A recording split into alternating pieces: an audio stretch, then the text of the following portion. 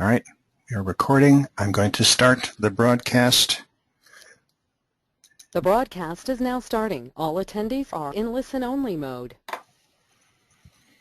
Welcome to the Smith & Gesteland webinar. We will begin in about 30 seconds.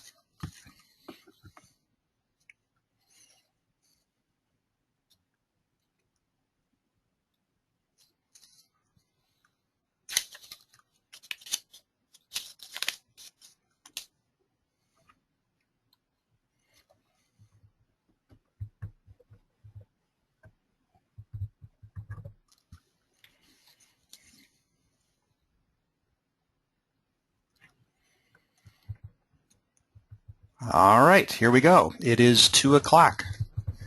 Good afternoon and welcome to our series of eConnections webinars. My name is Neil Fauerbach. I'm a partner with Smith & Gesteland. For those of you who don't know us, Smith & Gesteland is a local CPA and business consulting firm. We're about 85 people strong at our home office in Madison. We have clients in manufacturing, supply chain, construction, high-tech, professional services, and nonprofits. We're particularly well known for our family business practice and also for our 80/20 services. As advertised, Bill Polino, who is going to be our presenter, will not be able to be with us today. His 11-year-old daughter broke her leg on Sunday and is actually having surgery this afternoon. Filling in for Bill are three of our experts in mergers and acquisitions, valuations, and profit improvement. And I will give the mouse away to Martha in a second, and she will take control. Martha Sullivan is a partner and consultant with Smith & Gesteland.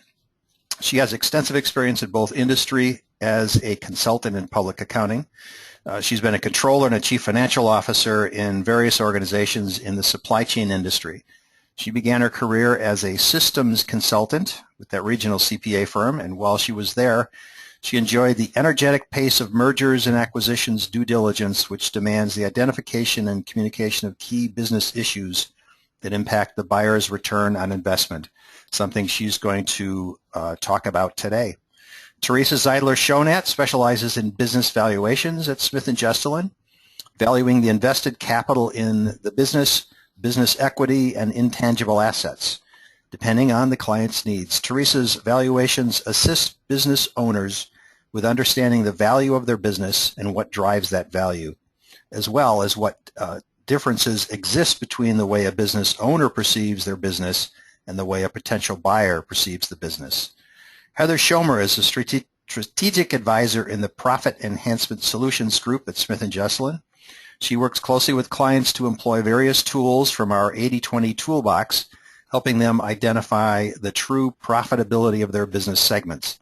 Heather is a trusted advisor, and companies seek her input in monthly operations meetings to identify processes and improvements used to drive 80/20 throughout their organization.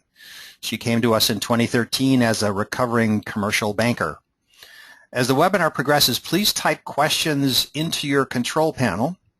If we have time at the end, we will attempt to answer at least a few of them, but we will be sending an email later this week answering all of your questions and providing additional information that helps support the information you will hear shortly. Since confidentiality is a key factor in conducting a purchase or sale, all participants in this webinar will remain anonymous, especially in the answering the questions that will come later this week. Martha Sullivan will start us out. Take it away, Martha. Thank you, Neil. As we get started this afternoon, we want to spend some time going over the 4 key learning objectives that we've set out for this webinar. The first objective is to help you understand why there's often a disconnect between the seller's expectations and the buyer's expectations. We want you to understand this potential disconnect up front as you're considering selling your business, because let's face it, you as the business owner have an extraordinary attachment to your business. It's your baby. You've raised it, you've developed it, you've seen it soar, and you've seen it through its rough points and how you got out of it. You have a deep attachment to it.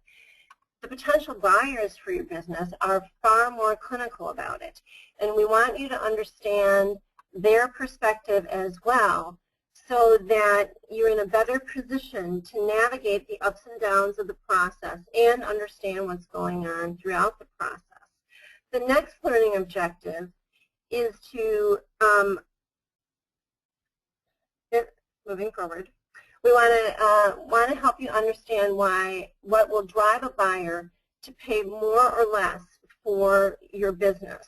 We'll get into what the business valuation principles are and what are the common methodologies that are used to arrive at the purchase price. It may surprise you, but it is not uncommon that two businesses could be operating in the same industry, have very similar revenues and bottom lines, but be valued very, very differently. And we'll talk about that in some detail as to the factors and what influences all of that. The third learning objective, whoopsie, sorry about that. The third learning objective is to understand what you can do to increase the value of your business. We'll talk about a very tried and true methodology that we've seen used in many, many companies very successfully and in a wide variety of our clients in terms of their size and industries. And this methodology improves their profitability, it strengthens their business operations, and those are key things to do in order to enhance the value of your business and ultimately your payday upon exiting the business. And then lastly, we'll talk about how you get your business ready for sale. So let's dive into it. The deal-related statistics that we want to share with you today has to do with the fact that as the baby boomers retire, and we all know that demographic shift is in process, there's going to be a lot of activity that will come onto the market in terms of business owners looking to exit their businesses. Some of them will transition it to the next generation. Some business owners will have an outright sale. Some may not find a market for their business. The key element here is that there's going to be a lot of competition out there for you to get qualified buyers' attention. So you want to make sure that you're ready for it. In considering the deal volumes over the last several years, there was a lot of anticipation as baby boomers started to look to retirement that the deal volumes would pick up. And actually over the last couple of years, it didn't come up to expectation. And one of the reasons for that, there are many reasons for it, but one of the reasons is that the buyers weren't finding those companies that they felt could deliver them the growth and the return on investment they were looking for. The businesses weren't ready from an infrastructure point of view. So that's one of the reasons why we want you to learn more about how you enhance the value of your business. To get started, the first thing you really need to know as a business owner is, why are you doing this? Why are you thinking about it? What is motivating you to want to sell? What are your desired results and objectives? What is it you're trying to achieve for your business, for yourself personally, as well as for your family? If you sort through those issues, it will really help you throughout the sales process, as well as in the years leading up to the transaction. Because for various sellers, you're going to have different objectives. It may not be all about the money. You may have very strong feelings about your legacy, your employers, who you'll sell to, who you're not going to sell to.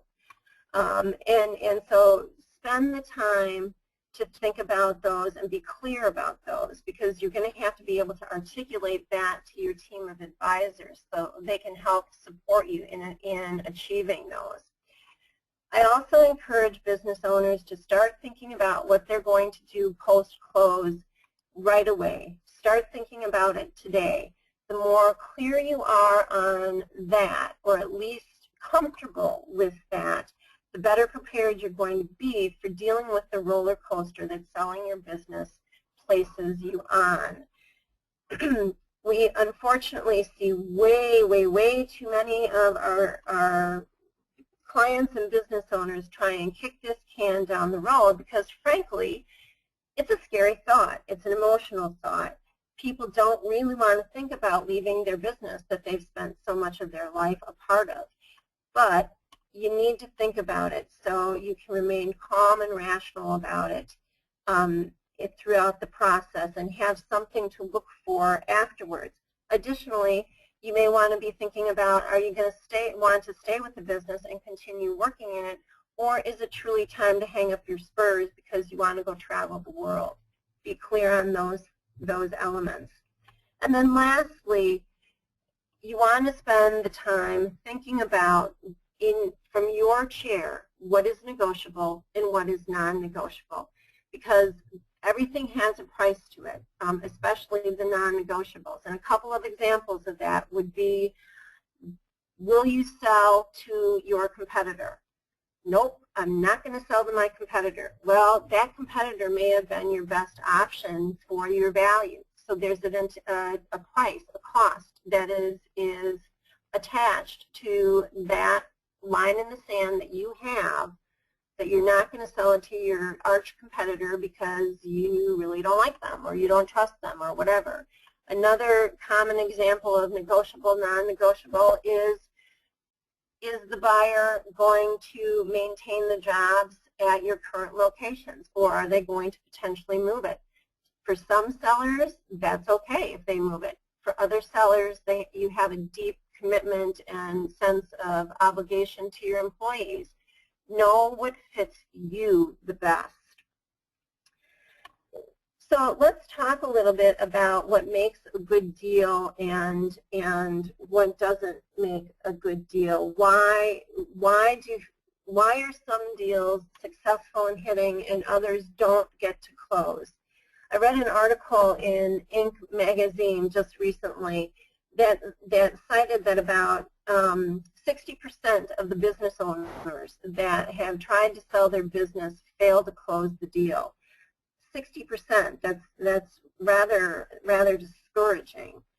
And here are some of the reasons that the deals fail to close. This is from the Pepperdine Private Capital Markets Project. They put out periodic surveys of deal stats and whatnot. And as you can see, these 8 items have a wide range of reasons. Some of them are economic. Some of them have to do with the buyer perceiving that they're going to be able to achieve their return on investment objectives and that there is enough cash flow and growth. And other elements have to do with whether the parties were able to truly build a consensus around the key elements of the deal, that they were able to get agreement between the buyer and the seller. These top 3 reasons for deals not closing are the valuation gap, unreasonable expectations between the 2 parties, or economic uncertainty. And we'll dive deeper into each one of those as we go along. The valuation gap is that gap that has to do with what you think your business is worth or what you need for your family wealth post-retirement and what the market is going to pay. Understand that the market will always have the upper hand in this equation. So let's dive deeper into understanding how the buyers come up with their valuation model and what you can do to make sure that the disconnect doesn't happen. And with that, I'm going to turn it over to Theresa to walk us through valuation principles and the elements that go into the valuation. Thank you, Martha. It is a pleasure to be here to speak with everyone this afternoon.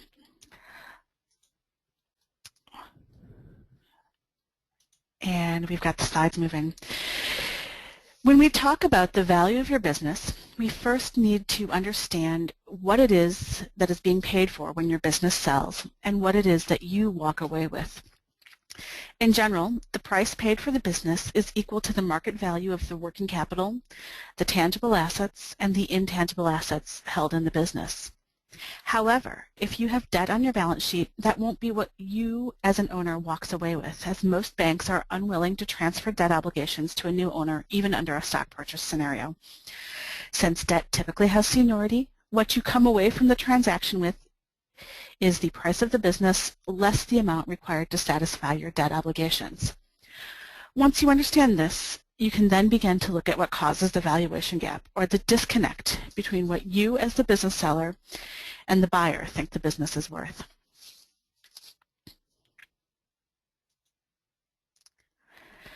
A difference in the methods used to value the business can cause the disconnect, and we'll touch on what the most common methods are. The amount of M&A experience of your buyer can impact the price they are willing to pay for your business. It's likely, though not always the case, that the most likely market for your business will consist of companies that are consolidating within the industry. For you, selling your business is likely to be a once-in-a-lifetime experience. For your buyer, it may be a once every 6 months experience. In many cases, the lack of experience of either the buyer or the seller can lead to an irreconcilable valuation gap. One or the other of the parties may use a valuation method that isn't appropriate for a specific industry or company. Thinking about seller needs, you'd be surprised at how many times we meet with a business owner and we ask what he or she thinks the value of the business is, and we'll hear something like $3 million. And you'll ask, how did you come up with that? And the answer is, well, I think I can get away with spending $120,000 annually in retirement. And this is basically the rule of 25 times, which simply means, or simply is, you take your annual spending times 25. And if it's less than the amount you have in retirement, or if the amount you have in retirement is less than that, or that you need in retirement is less than that, you can go ahead and retire. That all said, the biggest valuation gap in pricing between buyers and sellers is nearly always emotional. It's emotion. Buyers usually look at the business dispassionately, and for sophisticated buyers, the business is just a collection of customers, products, people. For the seller, this business is like a child. The seller remembers how hard it was to get the business started, how hard it was to grow the business over the years. The seller remembers the first products it sold to its first customers, and remembers never getting to take a vacation. In a lot of cases for the seller, it's about the story and the personal intangibles. For the buyers, the business is a balance sheet and an income statement. Here's an example of how emotion can lead you to feel that your business is worth something different than a typical market participant looking to buy the business would believe it's worth. Investment value is the value to a specific investor, that is you, the business owner, the person who put in all the sweat equity, the person who knows every customer, every widget, every success of the business. Market value, on the other hand, depends on the market perception of your business and shifting investor sentiment. And the hard truth is, whatever you feel your business is worth, the purchase price for the business will always be market value. That said, market value isn't always below what you feel the business is worth. In periods of market exuberance, you may actually see a price that is more than you were expecting. So what are some valuation methods that are used to value a business from the perspective of the buyer? There are many ways to come to the value of business. One of these is to use what is known as a rule of thumb. There are books that you can buy that will tell you that, for example, a typical furniture store will sell for 60% of annual sales plus the value of the industry. And hey, that's just great information. But you know what it misses? It misses the fact that a huge local chain just opened up across the street from you and is swiping your market share. It misses the fact that you have margins that are much higher than industry norms, which a buyer would find very attractive. Rules of thumb can be accurately used, but only by people with a deep knowledge of the industry, local market, competitive factors, and a lot of M&A experience. Someone who bought 25 furniture stores last year as part of a plan to consolidate within the region would probably have a pretty accurate back-of-the-envelope estimate of what their business is worth. Someone who has never bought or sold a furniture store before should steer clear of rules of thumb. Another way to value a business is to use a form of the income approach, like a discounted cash flow, DCF, or a capitalization of earnings method. The income approach is predicated on the theory that the present value of a company is equal to the value of its future cash flows discounted back to the present. Why discounted? Well, This is a very simplistic way to think about it, but would you pay $100 today to get $100 back in 5 years? No, you wouldn't. And why not? Because of your opportunity cost. You could stick that $100 in the bank and earn interest. Granted, it might be 1/3%, but you'd earn interest. Therefore, if you think you'll earn $100 in the future, you'll pay less than $100 today because of that lost investment ability. And you need to earn a reasonable return on your investment. How much the cash flows are discounted within a company depends on the risk of the company, and that's a really long discussion for a different day. Sophisticated investors, like PE groups and large industry players, will most often use this method to determine their offer price. Guideline transactions are another common way that businesses are valued. The basic idea is that a rational investor would pay an amount for a company that is similar to amounts paid for similar companies. There are a number of transaction databases to which you can subscribe and which are searchable by industry, company size, revenue, total assets, all metrics like that. Filtering these transactions so that you have a picture of the companies that are reasonably similar to your company and which have sold gives you a good idea of a range of values that your company likely falls into. This method, combined with the income approach, are great ways for someone without much experience buying and selling companies to get a handle on the value of their business. And all of that said, the most prevalent method that business brokers use to determine a price for smaller, closely held companies is simply to use a multiple of EBITDA or revenue. These multiples vary by industry and geography and market sentiment, and there's a question of how do business brokers know what multiple to apply. This rather goes back to that discussion about rules of thumb. They transact thousands of companies over the course of their careers.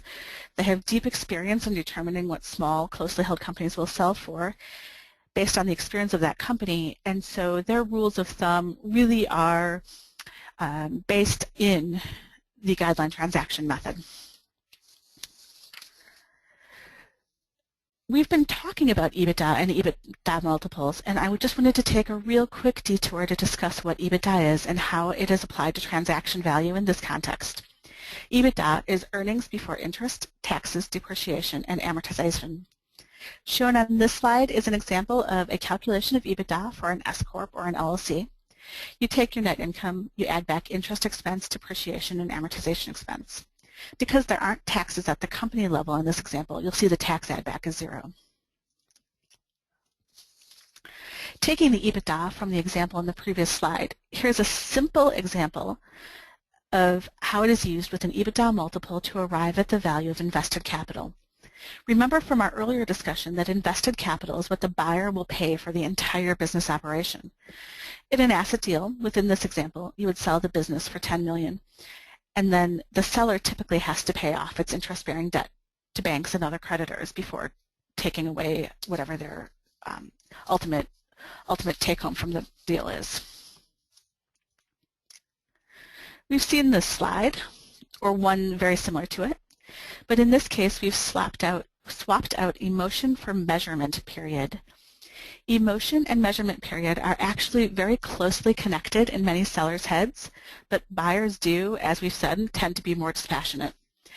Many sellers fail to realize that the measurement period the buyer is likely to consider when setting the price is much shorter than their measurement period. We often see businesses that have been around for 25 years, for example, and have built up millions in equity over that time period, have had some great boom years, but have recently seen a fall off in business. Buyers are interested in the future earnings of the business, not the distant past.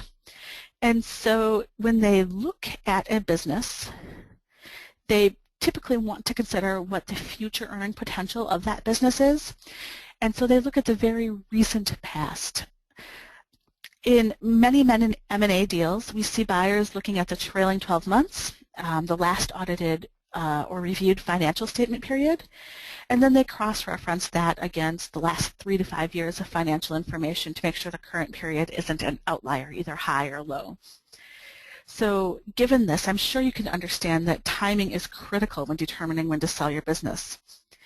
We've seen unfortunate cases where a company generated significant cash flow over a period of time and then experienced business setbacks, which really decimated the cash flow and that can kill deals.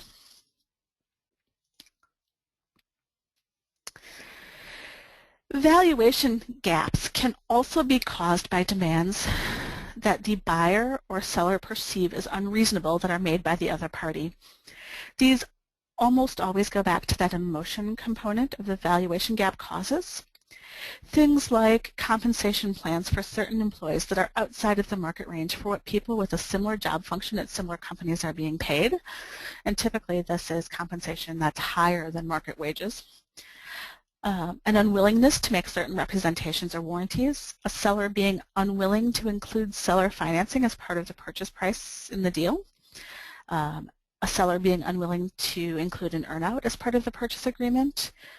All of these things have the potential to be viewed as unreasonable by one party or the other.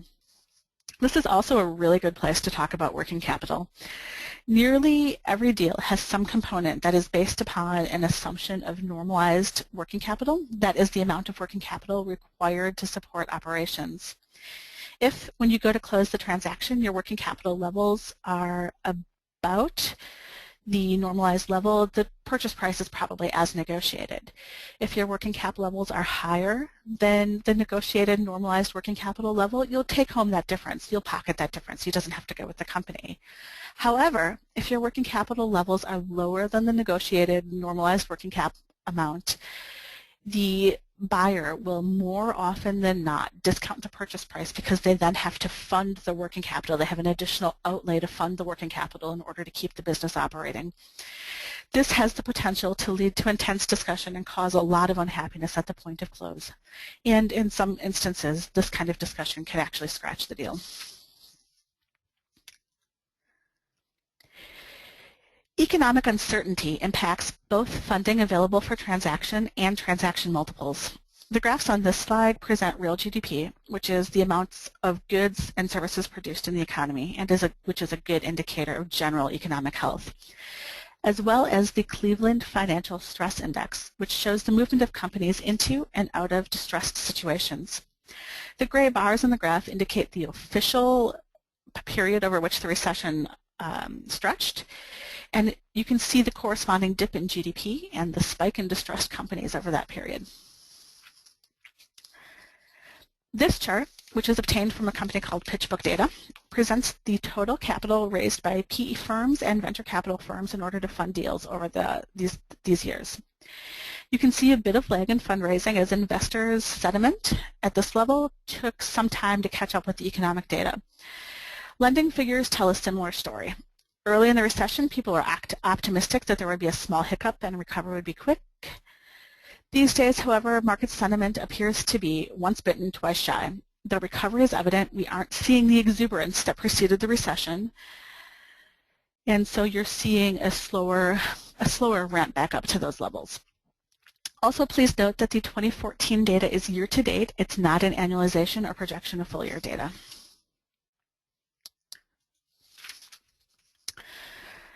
So we've seen how economic activity impacts the availability of deal funding. How does the perception of the economy impact transaction values and multiples? The charts on this slide cover all of the transactions in a database called the Pratt Stats Transaction Database across all industries in each year. The Pratt Stats database is a database of privately held companies that have been transacted. This data is generally collected from business brokers or the companies themselves and does rely on self-reporting, so it may not represent every deal in the economy. A small caveat there. As shown in these charts, the median sale price for companies dropped immediately as the recession began, while deal volume remained relatively high. This represents distressed companies selling often to satisfy creditors. Transaction volume then dropped off and has stayed below volumes seen prior to the recession, and deal sizes have remained lower as well. You can also see the effect of perceptions of the economy on transaction multiples. Prior to the recession, across all industries, EBITDA multiples were in the range of 5 times to 6 times EBITDA, and then dropped to around 3 times EBITDA during the recession, and have hovered there, again across all industries ever since, as investor perception and risk tolerance lags market data on recovery. It's important to note that this data is a cross-section of all industries and all companies. Some industries see much higher transaction prices, volumes, and multiples currently relative to the data presented here, and some see much lower. Locally, there does appear to be capital available for financing. Banks are ready to loan, ready to finance deals, but they have some things that they're looking for. They're looking for sufficient cash flow to service the debt. They're looking for depth in management quality and experience in the industry. This is one of the key points that has come out of the recession, is that management quality is a key point in making deals, in doing deals, and in lending. And also banks are looking for collateral. You know, when you look at collateral or you look at your borrowing base, any bank that's considering assets as borrowing base will typically look at the orderly liquidation value of those assets. That is what they could sell them for if they had to liquidate the business. And then they'll take some percentage of that. So they're basically looking to cover their risk on that.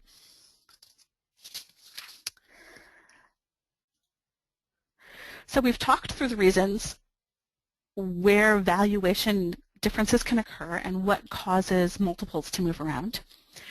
Let's talk about what drives value in your business specifically. In general, there are two types of value that affect the value of your business.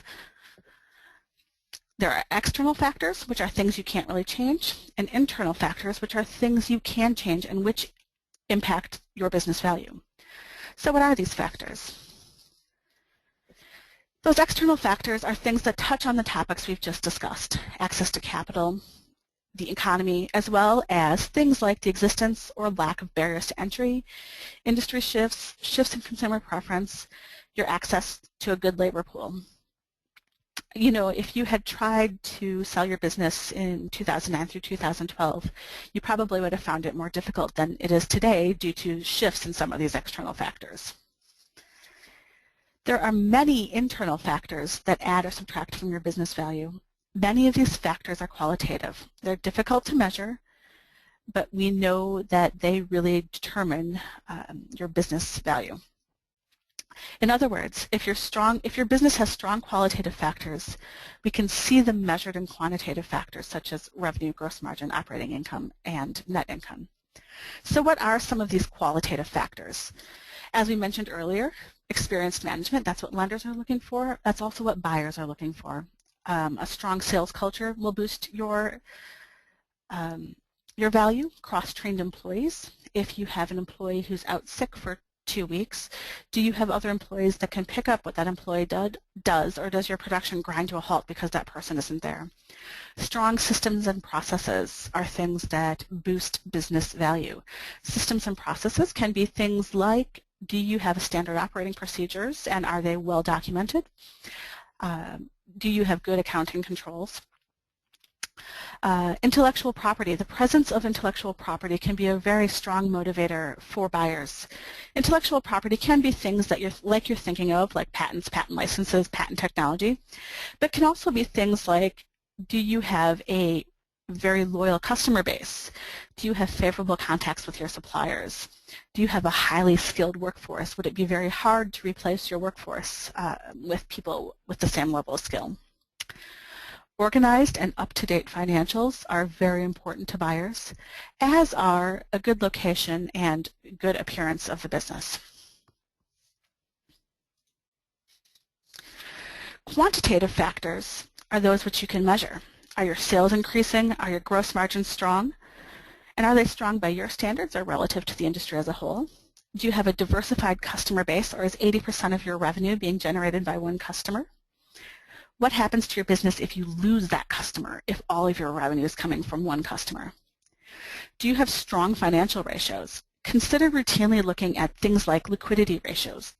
One example of liquidity ratio is a current ratio, which compares current assets to current liabilities.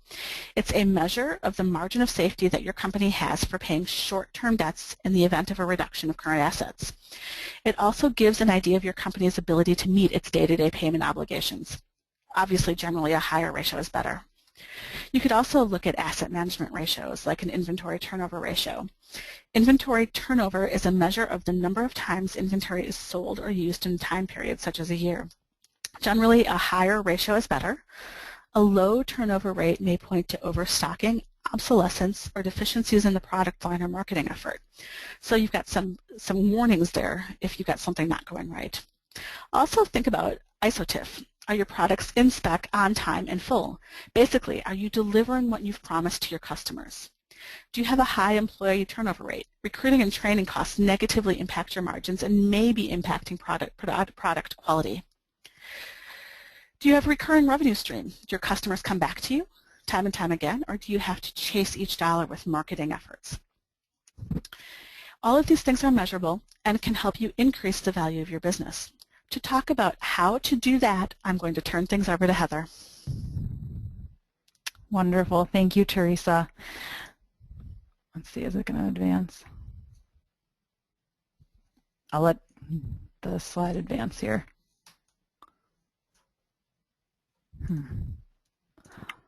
There we go. Okay, so we've talked about the emotion involved in buying and selling a business, and sellers naturally see all the value in their business, of course.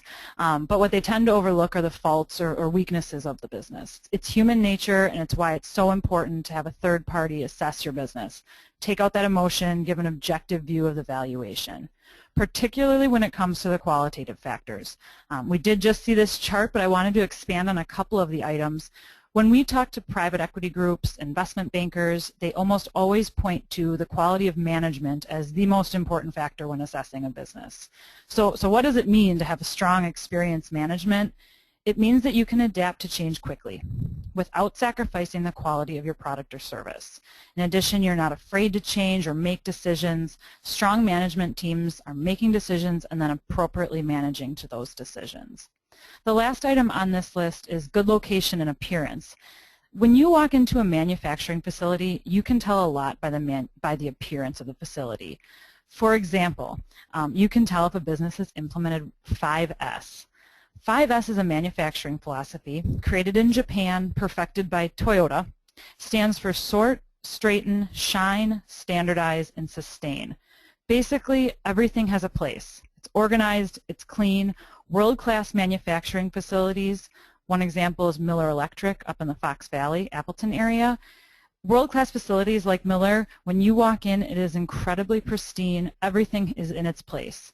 The idea here is that if that's the way you're treating your business, then you likely run your business the same way. In order to increase value, it is important to know the score and measure that which you want to improve. Always remember that which gets measured gets better. If there is an aspect of your business that you want to improve, step one, find a way to measure it. Just the act of measuring alone typically drives improvement. Additionally, of course, manage the numbers, use a budget. Remember that you don't take percentages to the bank, you take dollars. Many businesses get caught up in margin percentages. They continue to sell a product or service that is low volume, a pain to produce, but the margin percent is so high. But you'd rather take a $1,000 sale with a 5% margin over a $20 sale with a 50% margin.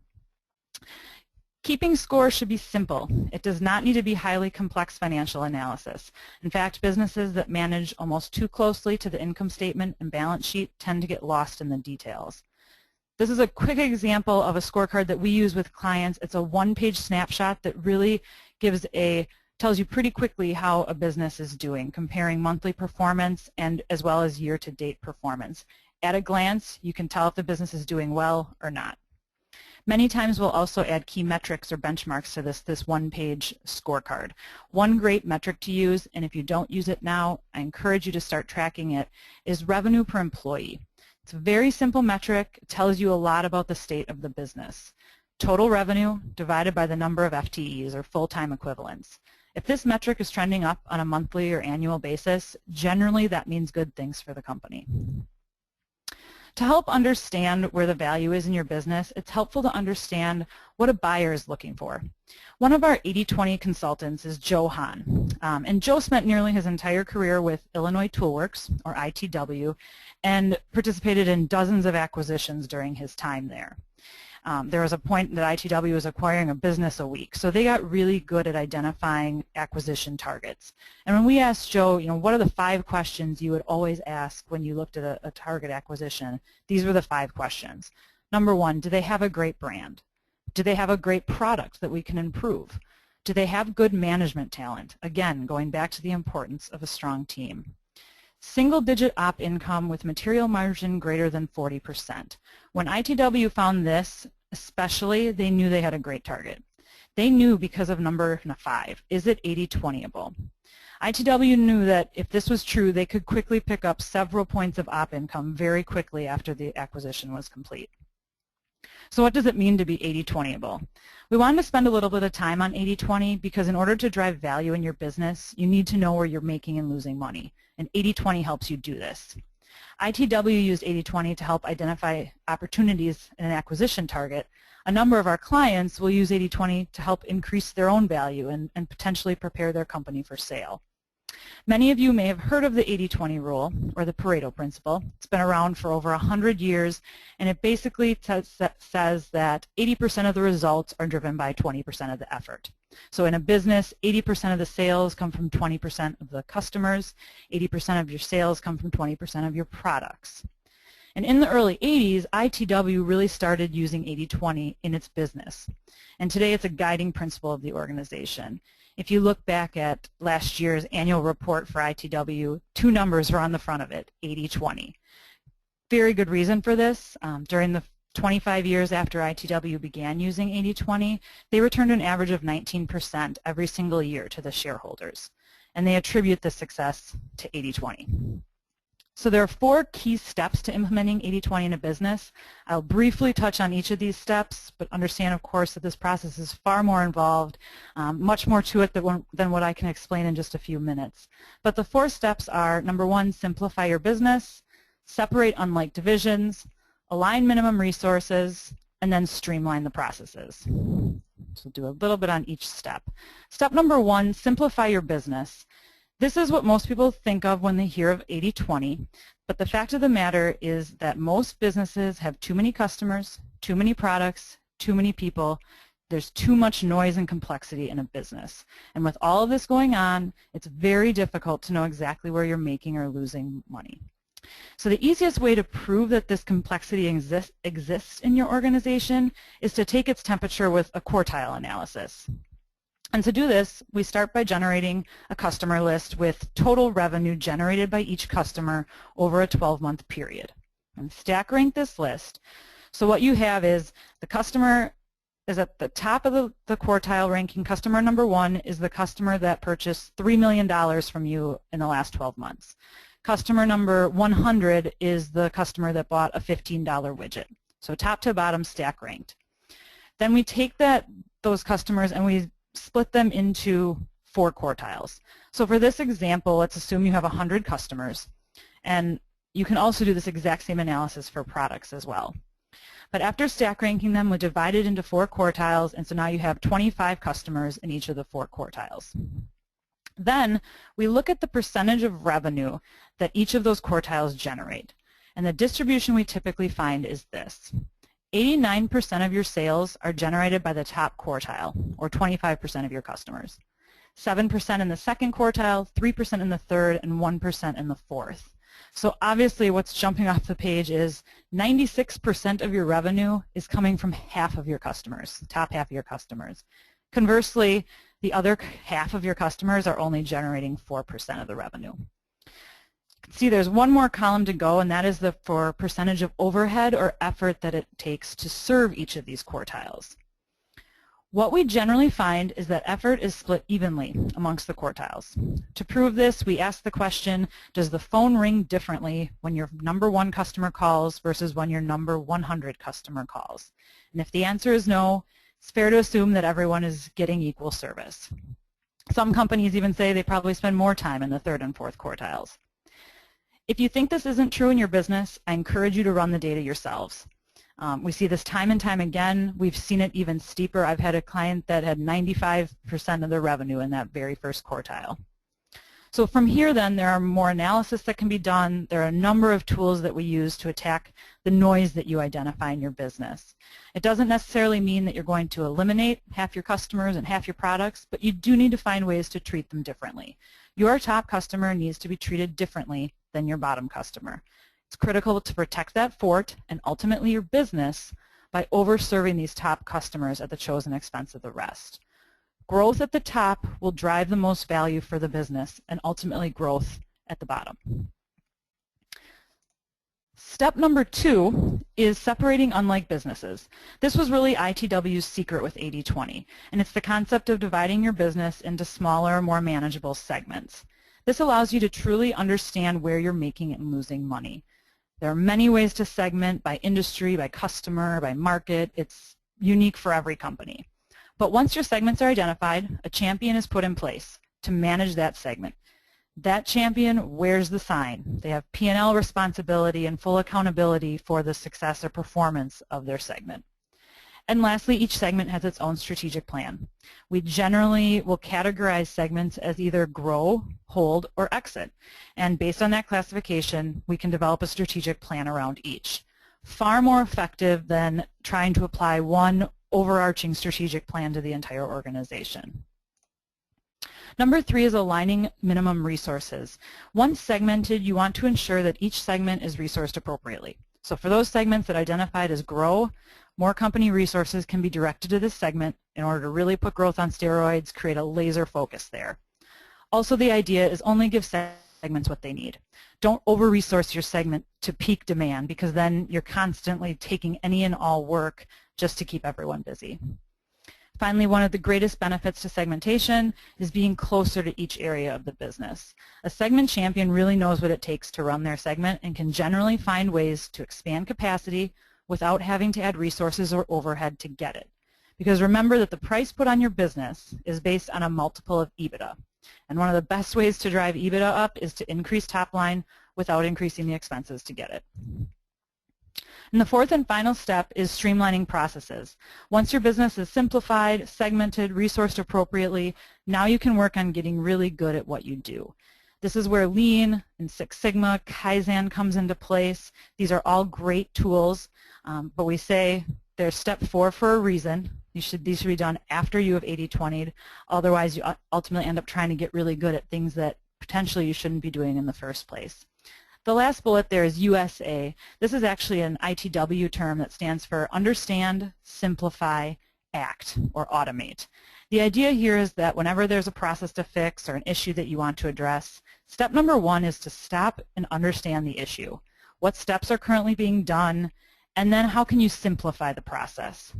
Then lastly, what you can move to acting or automating a process based on the information from understanding and simplification. With that, I will turn it over to Martha. Awesome. Thank you so much, Heather. All right, we're in the home stretch, and we're going to focus now on what it takes to get the business ready for sale. I'm going to dive into it while we wait for the slides to transition to me.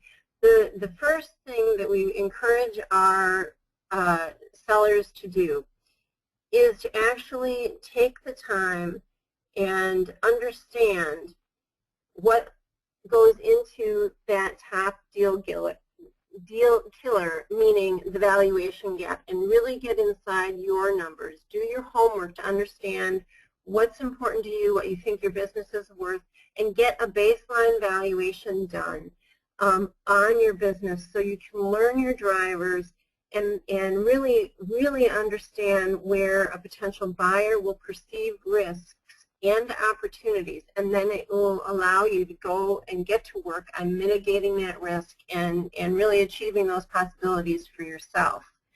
The next step is to assemble your team. And I, again, would encourage you to do this sooner than later. This process can take a while, and the more you rely on individuals that have the expertise and experience in this area, the better prepared you'll be to walk through the process. The M&A expert is somebody who has a great deal of experience marketing businesses and sourcing potential buyers.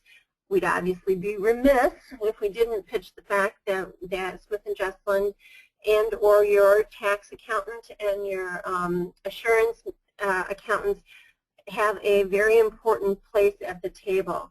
The tax implications of a deal, depending on its structure, can be tremendously different. So get your CPA involved sooner than later, even when it's just a glint in your eye that you may want to plan for your sale of business 5 years out. The sooner you understand all those elements and tax implications, the better off you'll be. Lastly, make sure that the attorney that you have on your team is one that is experienced in M&A deals.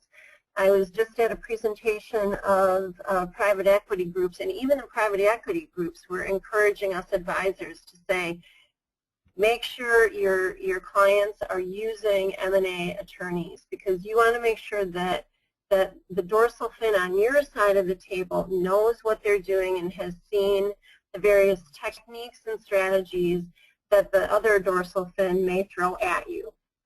Then there's the question of, when do you bring in people from your inner circle within your business? And that is generally your CFO or top financial person, and very often it's your HR director.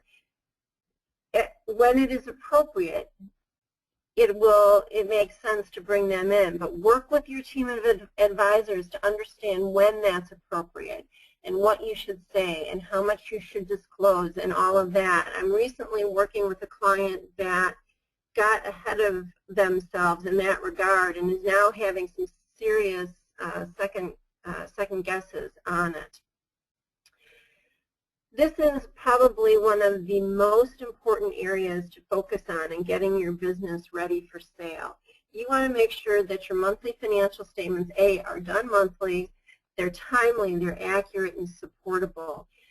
The buyers are going to come in and do due diligence, and it's going to bowl you over. It's not uncommon for the financial due diligence alone to have a data request list of over 100 items. And that doesn't even get into environmental or regulatory or legal due diligence. But the financial due diligence, they will come in and they will kick the tires pretty darn hard and test the projections to make sure that they're sound and supportable. So as Heather was suggesting, use a scorecard, build your budget, measure your results against it, and build in the discipline around your monthly financial statements. There are a couple of things I wanted to highlight as it relates to the balance sheet. One is, make sure you clean up your inventory. Unless your business is truly antiques, get the old stuff out of the house, convert it to cash, and tighten up what is in your inventory. Make sure that your inventory records are accurate and complete. Do physical inventories on a periodic basis and get really, really good at it so that there's credibility in that and the buyers can trust that your inventory ledger is accurate. And the last point on inventory very quickly is, make sure that your costing approaches are sound and current and consistently applied. This not only helps build confidence in the inventory value, but build confidence in your gross margins and your profitability. Accounts receivable, similar to inventory, collect the old stuff, get the old stuff off the sheets. They're not going to pay you for old assets. The area of unrecorded liabilities, very often businesses will miss recording such liabilities as accrued payroll, or if your business offers a warranty on its products, a liability for warranty claims or return allowances, your sales and property tax liabilities, things of that nature. Make sure that those are recorded, because if they aren't recorded, the due diligence team will discover that, and it will actually undermine your credibility of your financial statements and impact the overall analysis of your trailing 12 months income. We encourage our clients to make sure that they're receiving an appropriate level of financial reporting. And what we mean by that is that you have financial statements, either a review or an audited financial statements where a CPA has been involved and is attesting to the validity of the presentation of your financial statements. This is very important to the buyers because, again, it builds credibility. You may want to consider running a due diligence exercise on yourselves. By doing this, you'll learn what they're looking at and how you need to tighten up your systems. So that would be the area of getting your books in order is really, really an important element for getting your business ready for sale. Prepare for a roller coaster. It's going to take 6 months. Well, even once you decide to sell your business in earnest, it's going to take 6 to 18 months to do so. Rely on your deal team to handle the timelines. They'll walk you through the process. Unfortunately, we don't have time to walk you through that. There are many, many steps that are involved in the process. Rely on your advisors to help you through that. Understand that and expect that it will be a roller coaster and deals do break down. If you recognize this, it'll be easier for you to keep emotion out of the process. And stay clear on your objectives. Remember that homework that we did at the very outset. If you can keep that in mind, it'll also help you weather the emotions of the scenario.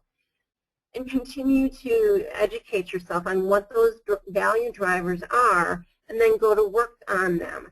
That will really help you run your business better up to the point where you're ready to put the business on the market and sell it. Running your business throughout the process is absolutely, absolutely vital and important. You cannot take your eye off the ball. If you do, the buyers are going to see that. They're going to see sales slide. They'll see your working capital measures slip, things of that nature. You can't afford that. You stay focused on your business. Let your deal team deal with the deal. We've seen too many instances in which the owner gets distracted by the deal, and it really, sorry about that, it really undermines their ability to capitalize on the value of their business. Heather talked about over-serving your best customers. That's your Q1. Make sure you've got them really well attended to.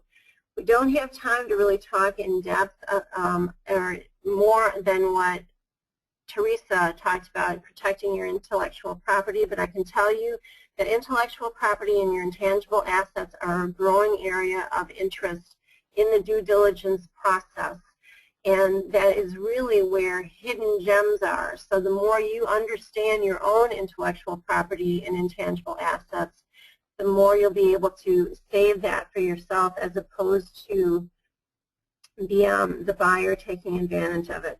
And one last key word on protecting the fort: be careful with any new investments in inventory that impact your working capital and you may not get an ROI on.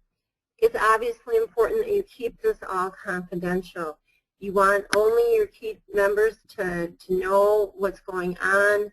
Use non-disclosure agreements and make sure that you are prepared. Think through how you respond if a leak does occur, because as hard as everybody may try, they will occur. So know how you respond to it, to your customers, to your employees, in the market when the competitors are smelling blood.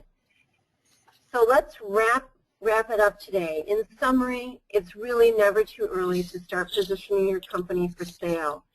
Do it sooner than later. Start tomorrow. Start today. And understand that what the buyers are buying is your business's ability to generate future cash flows in a way that mitigates the buyer's risks. Go to work on accentuating that. Fix your business today. Otherwise, it will sell for a lesser value, and ultimately the buyer is going to be the one that dresses it up and takes the value. If you start fixing it today, you'll be able to enjoy the benefits of that through improved profit on your journey to that successful transaction. Neil? Okay, thank you, Martha. Thank you, Theresa, and thank you, Heather. Participants, hang on just for a second. Thank you for joining us. As you leave the webinar, you will be asked a few questions that will help us better understand the market and help us improve our service to you. Here's the email of the contact information for our presenters today. You will receive a copy of this presentation along with the live broadcast that you can replay. Watch for an email. We do have some questions. Watch for an email later this week answering all of those questions and a few other pieces of information. The next webinar in the WebConnect series, August 12th, on direct costing techniques. You can sign up at sgcpa.com. We appreciate your participation. Have a great afternoon.